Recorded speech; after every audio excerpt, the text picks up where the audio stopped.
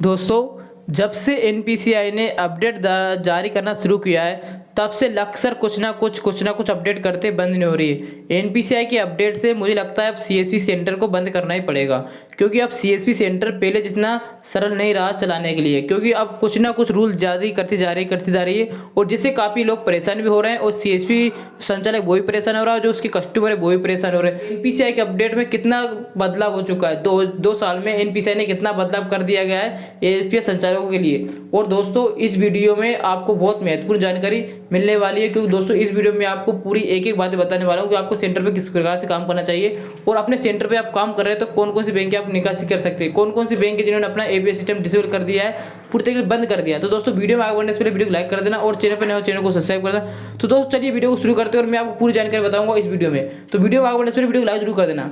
तो दोस्तों, सबसे पहले बता दूं मैं आपको, एनपीसीआई के नए अपडेट से एसबीआई बैंक को बहुत ज़्यादा घाटा होने वाला है, क्योंकि दोस्तों आपको पता है एसबीआई बैंक का ना तो उसके सेंटर पे पैसे निकल रहे हैं और ना ही अब जो एपीएस सेंटर उस पर पैसे निकल। दोस्तों पहले जितना हम काम करते थे, 2022 की बात बता दूं मैं आपको, 2022 में जब हम काम करते थे तो एनपीसीआई से ऐसा कुछ रूल नहीं किए थे, एनपीसीआई ने ऐसा कुछ गाइडलाइन जारी नहीं की थी कि आप ऐसे ही काम कीजिए वैसे ही काम कीजिए। नहीं, जो नॉर्मल तरीके से चल रहा था वो ठीक चल रहा था। लेकिन जब ने भयंकर अपडेट जारी कर दिया कि जो सीएसपी संचालक है बेचारा क्या करेगा।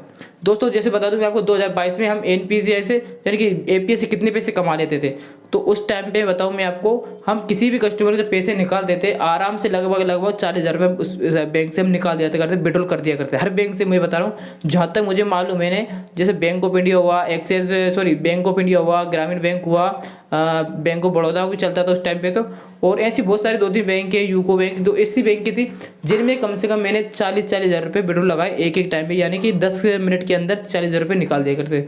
तो 40,000 किस प्रकार से निकालते थे, जैसे फर्स्ट टाइम लगाया एपीएस कर लिया, 10 मिनट बाद फिर लगाया फिर एपीएस कर लिया, 10 मिनट बाद फिर लगा फिर एपीएस कर लिया, यानी 3 ट्रांजेक्शन हम एपीएस कर लिया करते थे। उसके बाद एक ट्रांजेक्शन बचता था, बुस्ट करते थे हम आधार पे से। तो इस प्रकार से हम 40,000 विड्रॉल लगा लेते थे 2022 में। बहुत अच्छा अपडेट दिया था, इससे क्या हमें भी फायदा था और जो एनपीसीआई को उसको भी ट्रांजेक्शन कुछ ना कुछ तो मिलता ही होगा, उस फायदा होगा तो ठीक है, बैंक को भी फायदा, क्योंकि बैंक का ट्रांजेक्शन ज़्यादा हो रहा है तो बैंक को भी फायदा रहेगा। तो दोस्तों जब एनपीसीआई अपडेट किया, ठीक है, अपडेट कर दिया, उसके बाद उसने जो 40 लिमिट थी उसको 20 कर दिया, ठीक है। अब 10 आप आधार पे से निकाल लीजिए और 10 आप डायरेक्ट एपीएस से निकाल लिए। हमें ठीक है, चलो ठीक है, ये चलता है, निकाल लेंगे 20, तो कम से आदत हो गया, ठीक है। उसके बाद दोस्तों आपको पता है, जब भी हम किसी भी कस्टमर के 1,000 रुपये निकाल देते हैं, अगर उसके पास खुले 10 रुपये हैं तो हम उससे ले लिया करते थे।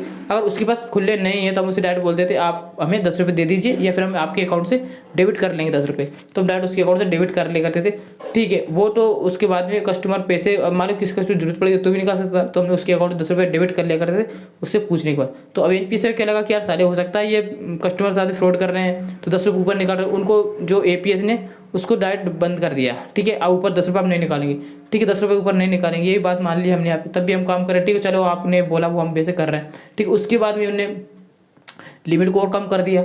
अब एपीएस से हम काम निकाल रहे, 10,000 निकाल रहे, उसका जो भीम आधार पे ऑप्शन हमारे इस पर मैंने दिया गया और भी बहुत सारे आईडियम दिया गया। अब भीम आधार पे हम बड़ी आसान तरीके से 10,000 का विड्रॉल लगा लिया करते थे, यानी एक अकाउंट से हम 20,000 रुपये निकाल लिया करते थे आराम से। उसके बाद में एनपीसीआई ने क्या किया, अगर आप एक ट्रांजेक्शन आपने एपीएस से कर दिया ना, तो दूसरे ट्रांजेक्शन आप भीम आधार पे करेंगे तो आपको 2500 निकलेंगे।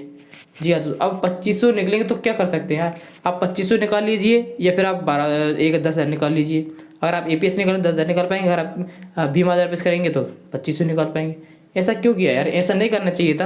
अगर किसी कस्टमर का कुछ कारण वजह से पैसे नहीं निकल रहे, हम उसके भीम आधार पे से निकाल सकते थे, बड़ी आसान तरीके से भीम आधार पे से 10,000 निकाल सकते थे, लेकिन नहीं, एनपीसीआई ने उसको 10 की जगह करके 2500 कर दिया।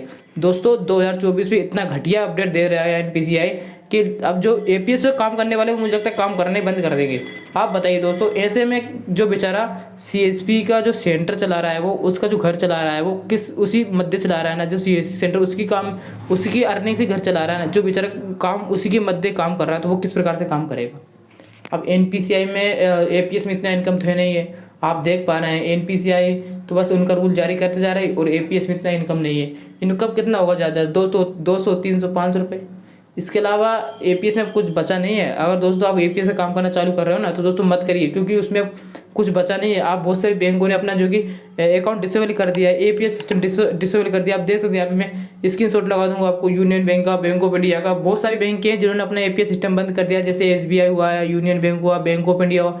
अब इनमें जो एपीएस बंद कर दिया गया है, और भी हो सकता है आगे चले और भी कुछ बैंक बंद कर दे, ठीक है। हमारे पास तो एपीएस सिस्टम बंद कर दिया है। उसके बाद जो एसबीआई क्योस है, जो उसका क्योस का जो खाता है, जिसने खाता खोला वही उसका पैसा निकाल सकता है। अगर वो आधार पैसे निकालेगा, आधार एपीएस करेगा, तो उसको पैसा नहीं निकाल पाएगा वो। अगर उसने सीआईएफ से पैसे निकालेगा तो निकाल पाएगा, आधार से पैसे नहीं निकाल पाएगा। अब दोस्तों ये अब बेचारा जो जिसके पास सीआईएफ है, ठीक है, वो तो निकालेगा, और जिसके आधार लिंक है वो कैसे पैसे निकालेगा? बोलने वाली बात है ना, सोचने वाली बात है। तो दोस्तों एनपीसीआई का ये अपडेट नहीं जारी करना चाहिए था। तो दोस्तों इस बात से आप सहमत हैं कि नहीं, दोस्तों कमेंट बॉक्स में जरूर बताना, क्योंकि एनपीसीआई तो अपना अलग अलग रूल जारी करते जा रहे हैं, और ऐसे में सब परेशान हो रहा है, कस्टमर परेशान हो रहा है, और एपीएस संचालक परेशान हो रहे हैं। ना एपीएस संचालक की अर्निंग हो पा रही सही से, और जो कस्टमर उसका काम हो पा रहा है सही से, ना कस्टमर काम हो पा रहा है, ना एपीएस संचालक का जो कि अर्निंग हो पा रही है। अब अर्निंग हो गई बिल्कुल डाउन में, अर्निंग जा रही है एकदम डाउन में। अब अर्निंग का कोई सोर्स नहीं बचा है। अगर कस्टमर सोच रहा है कि मैं एपीएस काम करने के लिए साथ सीएसपी सेंटर ले लूँ, मैं किसी भी क्यों ले लूँ, तब भी उसमें कुछ बस की नहीं है। अब तो सब खत्म है। अब इसके अलावा कुछ और रास्ता, कुछ और अर्निंग करने का सोर्स ढूंढना पड़ेगा एपीएस संचालक वालों के। तो दोस्तों आज की वीडियो में अब आपको बस इतने बताने वाला था। अगर दोस्तों आपको वीडियो में कुछ समझ आया तो वीडियो को लाइक कर देना, और चैनल पर चैनल को सब्सक्राइब जरूर कर देना दोस्तों, क्योंकि आपके लिए नई नई वीडियो, नई नई नोटिफिकेशन मैं आपके लिए हमेशा लाके लेता रहूँगा। तो जो चलिए वीडियो को आज के लिए बस इतना ही, और मिलते हैं नेक्स्ट वीडियो में और कुछ नई जानकारी के साथ में।